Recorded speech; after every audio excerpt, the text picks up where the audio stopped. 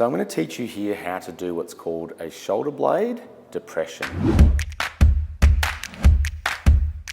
Depression, to feel down or go down, we want his shoulder blades to position themselves as low as possible. So we know 90% of the population are overactive in their upper trapezius. And if that happens, these scapula want to lift up and stay up. So we've got to learn first and foremost, these muscles try to do everything.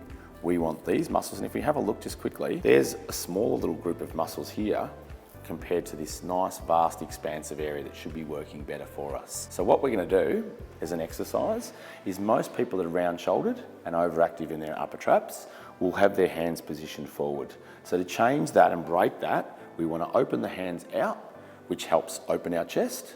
It enables us then to have our shoulder blades sit a little bit truer. And then when we go up and down, and I'm going to try and explain a principle here that's really important to understand, is that these scapula ideally need to sit together and down, not apart and up. So this exercise, first of all, he's going to move from this part of the musculature rather than this part. Now this takes a bit of time to get used to, and we try to do 10 repetitions. So really slowly, Tyler, can you lift that's beautiful, really good, up you go, up, up, up. Now as he's gone up, he's elevated from this part, and then the shoulders will follow. But on the way down, same principle. From here, let's drop it down really low, drop them right down to the back pockets. Yep, and then we've dropped it down. We've still got the chest open. We've got these scapular muscles moving up and down. And if we can do 10 of those all the time, so we go up, yep, and then we go down, nice and slow. Beautiful.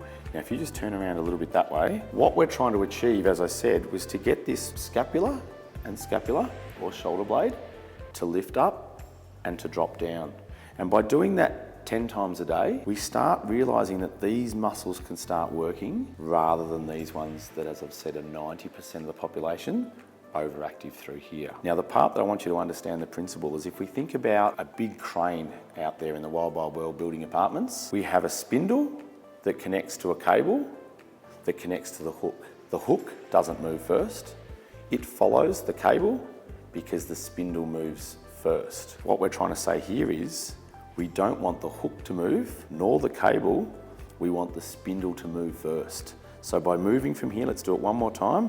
Up with the spindle, cable, hook, spindle, down, cable, hook. And that way, we're using what we want to use, and it sets us up for a big gap between here and here, what we want, and less stressful headaches and tension through our upper neck. So that's a shoulder blade depression.